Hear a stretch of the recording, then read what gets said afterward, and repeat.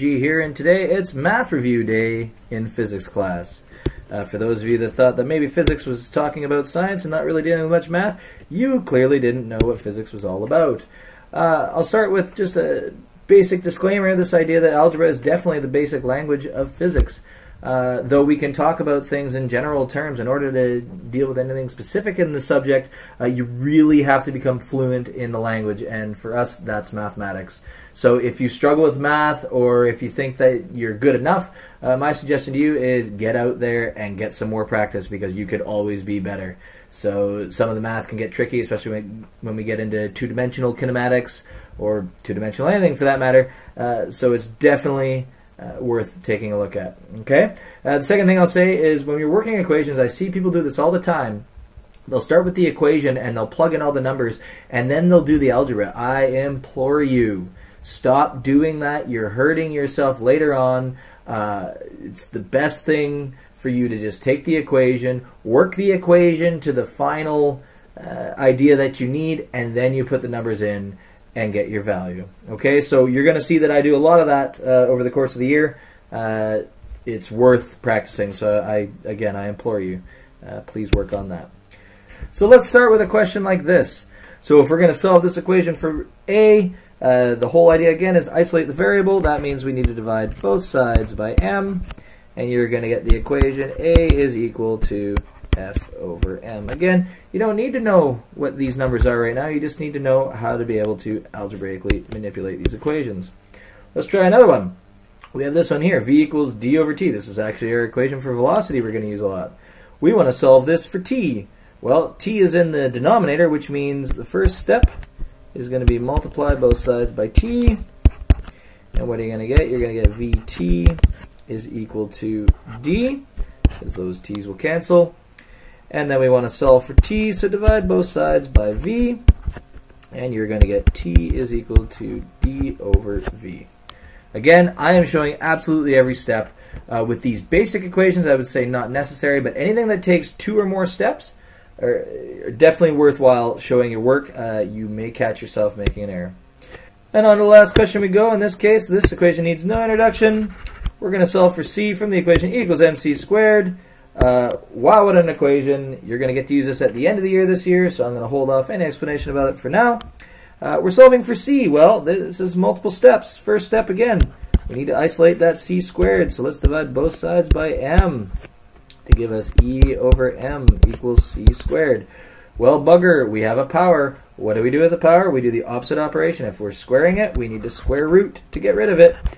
One of the biggest mistakes people will make is when they square root, they're only going to square root the top of the left side of this equation. No, you need to square root both top and bottom in one big happy check mark. So you should get c is equal to the square root of e over m. Now, the mathematicians in the group might be rolling around in fear because they think that there should be a plus or minus in front of there. For now, I'm going to say you don't need that. As you're going to find out as we move into physics, plus and minus are more about direction, less about actual values. So it's good to leave that out for now. That's going to be a symbol that we're going to impose upon values as we progress through this class. So sorry, mathematicians, we're dropping the plus or minus for now.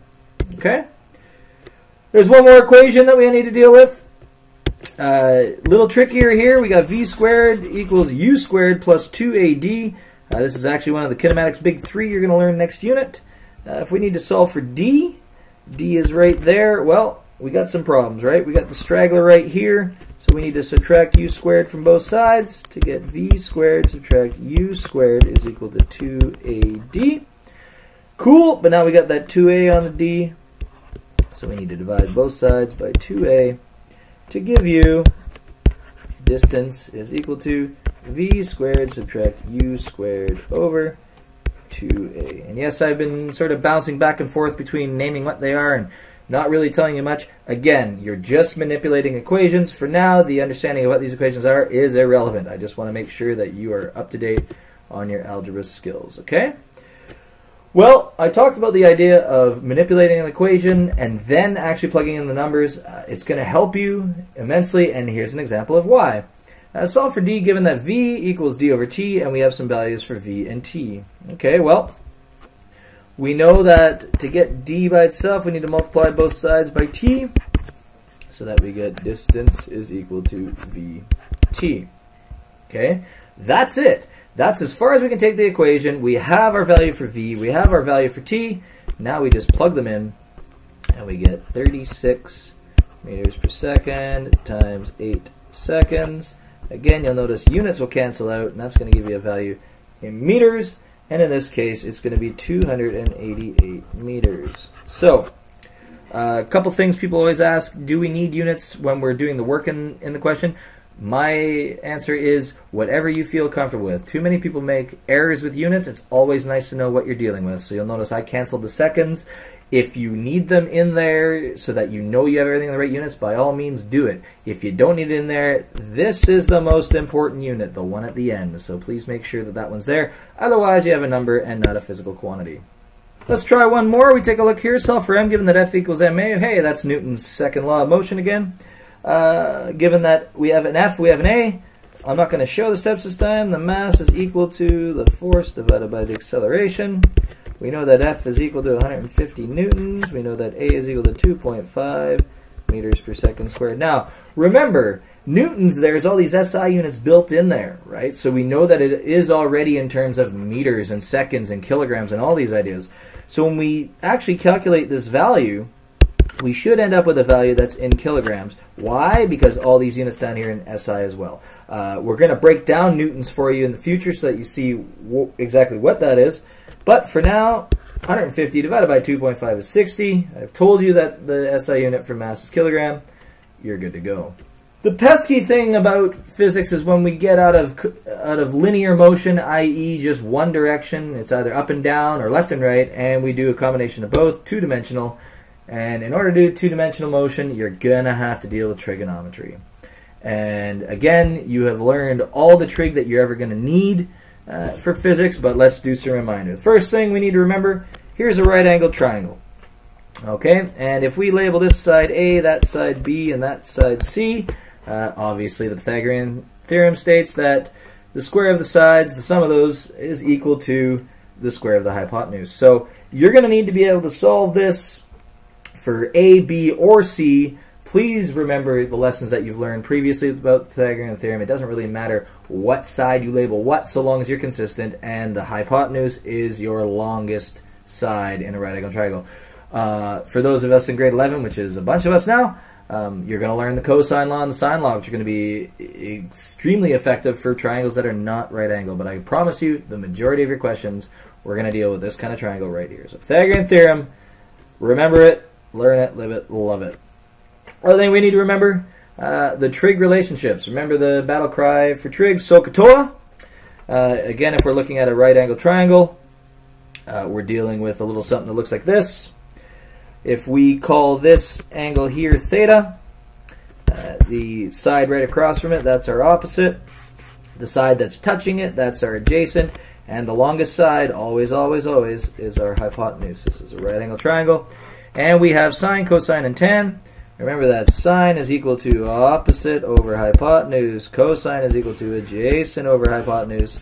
And of course, tangent is opposite over adjacent. You need to be able to solve for theta. So don't forget that tan to the minus 1, cosine to the minus 1, sine to the minus 1 button that you have. We're doing the opposite operation because we're trying to find the angle. You're going to need to do that in a lot of cases, especially when we're dealing with directions. So be prepared. SOHCAHTOA, not the hardest thing, but at the same time, absolutely vital to your success in physics. So let's take a look at a question like this. We want to solve the following triangle. Remember, in math, solving a triangle means all the angles, all the sides. So I say, let's start with an angle. How about this angle right there? Well, let's see. We have an adjacent side. We have a hypotenuse, which means the cosine of theta is equal to adjacent over hypotenuse. Notice again, I'm not putting the units down. If you need to, you go ahead. Well, since we're solving for theta, theta is equal to cosine to the minus 1 of 8 over 12. Remember, it's a button. Don't type in cos and then do the hat minus 1. Bad form. When we actually do this, remember, check your calculator that it's in degrees. You should get 48.1 degrees. Wicked. So So we know this is 48.1 degrees. We know this is 90. Remember what the sum of the angles in a triangle add up to? That's right, it's 180, which means if you do 180 minus 90 minus 48.1, you had better get 41.9 degrees. Quick check. Beautiful. Angles are done, which means we just need one side. How do you find the side? Could you use trig? Absolutely. Could you use the Pythagorean theorem? Heck yes. That's the one I'm going to use. So, if we call this one, I don't know, b, we know that a squared plus b squared equals c squared. Well, we're calling this side b, so that means b squared is equal to c squared minus a squared. b is equal to the square root of c squared minus a squared. Please, oh please, oh please, don't do the rookie mistake and just take the square root of c squared and the square root of a squared and say, well, b is c minus a. That is ugliness. You don't want to be there. Well, we have our equation now. Let's put in our values. We know that c is 12. We need to square that. And subtract 8 squared. You're going to end up with the square root of 80. And that's going to give us a value of 8.9. Now, what am I forgetting? That's right. This is now a quantity. It is a distance. We know that the unit is meters. So this right here is 8.9 meters. So, solving a triangle, all the angles, all the sides. Are you going to need to do this? No, not necessarily, but is it going to be absolutely useful to be able to? 100% yes, because I promise you, I'm going to challenge your ability to do this all the way through.